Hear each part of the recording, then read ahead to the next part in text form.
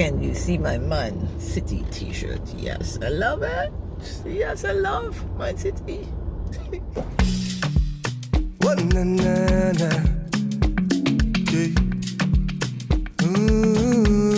Yeah. Give me the island breeze, cool them vibes, coconut jelly, peas and rice, house and land, and we sharp like a knife, green in abundance, real love around me, yeah.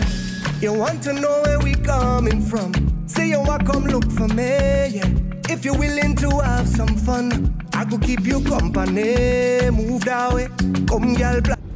Hey guys, Denise here. Welcome to another episode of Life Cycle 360 Awesome Videos, and I'm focusing today on a thing we don't do in Trinidad. I love my country, but we do not do this thing. We need to learn what consent is when it comes to helping people and dealing with an emergency. All right.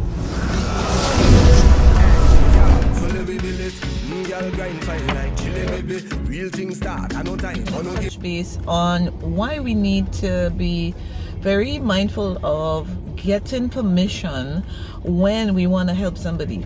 It's not customary, it's not our culture when it comes for Trinidadians to help people in an emergent situation. I mean, I've seen it, we all have, when we see an accident on the roadside, when we see somebody fall down. Some people are hesitant, but some people really want to just rush in and help. Now, let's talk about how it's supposed to be. What is the standard we want to keep when we think about helping someone?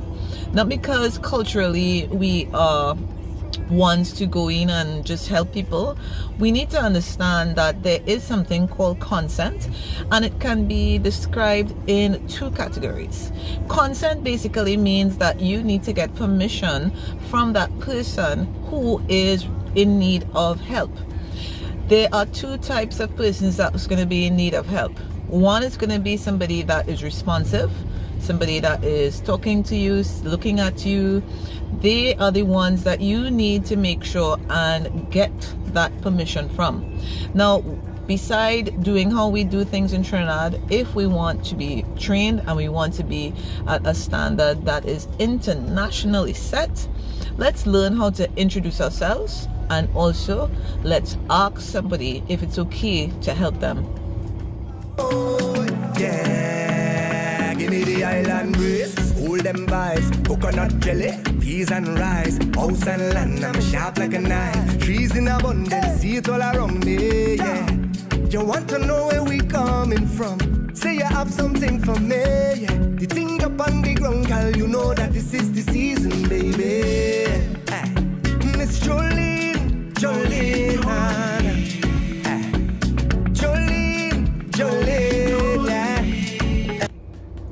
All right, so that was one type of consent that you could get. Now, what about persons who are not responsive, persons who are unconscious, persons who do not even know that what's going on with them? Maybe they're in a confused state, but let's stick with this person being unresponsive. That type of person that you are assisting is going to be in a category called implied consent. And hear this, right? Because I always tell students about this. I use this example. Implied consent, what does that mean? How do you understand it? It's something that you don't need to get permission for. So check this out. I usually say, if you're on a date, guys or girl, if whatever suits you best, think about it where you do something for that person. Chivalry is not dead. You open the car door for your girlfriend, and do you have to actually tell her that get in the car? Because she actually knows that means that I'm opening the door for you to get into the car. If you pull out a chair for her to sit down in, she's going to understand that without any verbal communication. That's the same thing that's going to happen when you see somebody unresponsive. There's no need for verbal communication or getting them to say, yes, you can help me, because they can't. They're unresponsive. And that type of person who is in that state requires help immediately, because, I mean, most likely that person is really not well, and they probably are in a life-threatening situation or emergency. So those are the two ways that you will know how to present yourself when you want to help somebody. Get permission, or you can actually have the permission being spoken for by the position found and the state of the person. Those are the two things, so don't forget that. So guys, that's it for me on this video, and if you haven't subscribed, please subscribe to this channel, and stay tuned for more updated posts. I try to post on Tuesdays and Fridays, and today is usually dedicated to putting out something that's first aid related. So thank you for viewing, and guys, stay tuned for the next video. Take care and enjoy your carnival. Be safe. Thanks for viewing, guys. Bye. Hands up, hey, what they calling me? Mr. Happy Papi, Mr. Happy Papi, Mr. Happy Papi, yeah.